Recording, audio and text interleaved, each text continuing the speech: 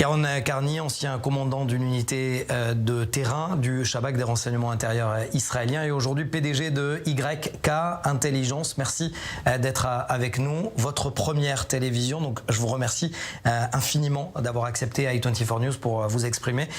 Si je vous ai fait venir aujourd'hui, c'est pour parler avant tout de Gênes de Colline et des tensions sur le terrain, mais avant tout parce que actualité oblige, il y a eu cette opération du Shabak qui a permis l'arrestation du meurtrier d'Esther Orgen, ce qui veut dire que le Shabak est sur tous les fronts en parallèle. Oui, tout à fait. Le Shabak fait face depuis la création du pays à toutes les menaces. Nous avons l'habitude de dire dans les services que les terroristes sont nos ennemis, alors que le département juif agit contre nos adversaires. Et pour répondre à votre question, il y a eu cette opération réussie cette semaine contre l'abominable tueur d'Esther Orgen en Samarie. Un travail exceptionnel de nos agents et des unités d'action du Shabak, sans oublier les soldats et les unités antiterroristes de la police israélienne, le Yamam. Il faut en effet saluer cette opération réussie.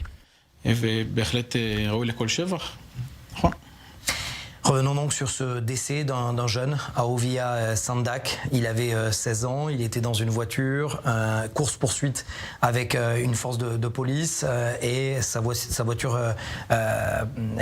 connaît des tonneaux et ensuite il décède de ses blessures.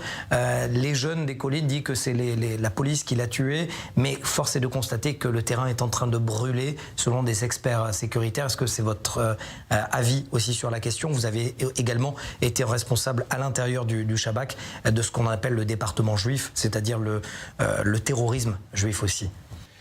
Je voudrais d'abord préciser que je ne suis pas au courant de l'enquête et que je suis, comme vous le faites, ce qui se dit dans la presse. Ce que je comprends, c'est une opération de police dont les hommes avaient été alertés après des jets de pierre. On connaît la suite, un tragique décès de ce mineur, mais au-delà de cela, les forces de sécurité opèrent contre les jeunes des collines face à des personnes qui peuvent potentiellement mettre en danger la sécurité de la région, leur propre sécurité et celle des Palestiniens. Je n'ai pas encore assez de recul par rapport à cet incident en particulier, mais le risque dans ce genre de cas peut avoir plusieurs formes. Des attaques contre des personnes, contre une personnalité politique comme le Premier ministre, contre l'esplanade des mosquées sur le mont du Temple. Voilà la tâche qui incombe au département juif au sein du Shabak, face à ces jeunes des collines.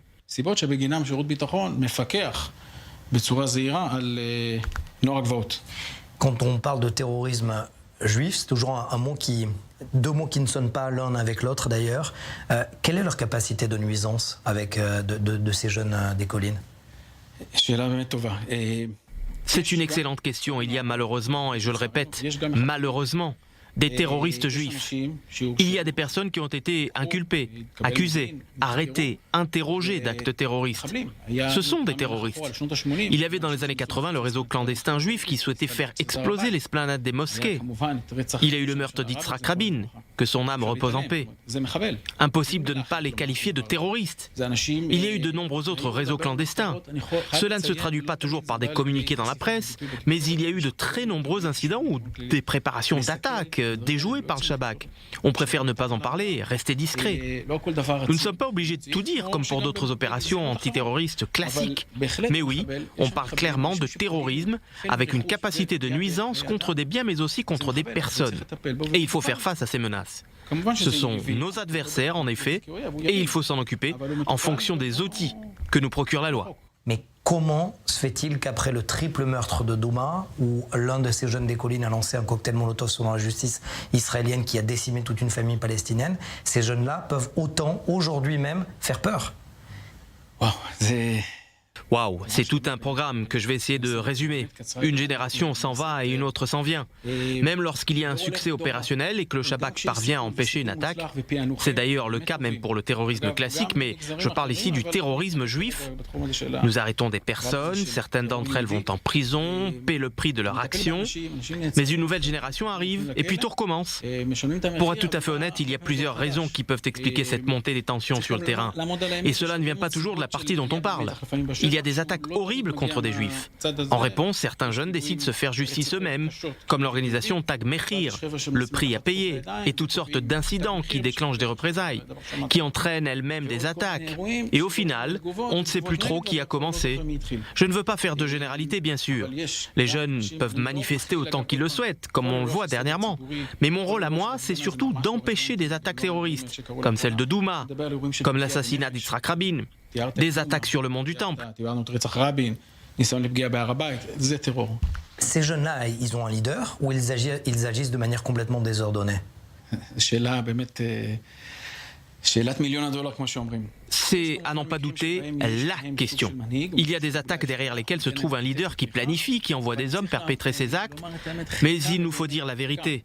Certains de ces jeunes sont paumés. Ils estiment que c'est légitime d'agir de manière spontanée parce que quelqu'un leur a dit de le faire. Pour une partie d'entre eux, je parle de jeunes adolescents ou des préadultes, juste avant leur incorporation dans les rangs de Tsahal, les hormones, la tension sur le terrain, la volonté, la détermination, et sans oublier évidemment l'idéologie. Vous n'avez pas toujours besoin de quelqu'un qui leur donne des directives. Nous ne parlons pas des jeunes qui agissent en bande organisée, mais il y a eu aussi dans les années 2000 des attaques terroristes planifiées par des leaders.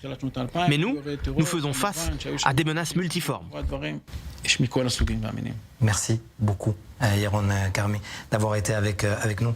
Première télévision, je le rappelle, vous êtes ancien commandant d'unité de terrain à l'intérieur du Shabak, tant le contre-terrorisme contre les Palestiniens, mais également dans ce département juif à l'intérieur des renseignements intérieurs. Merci à vous.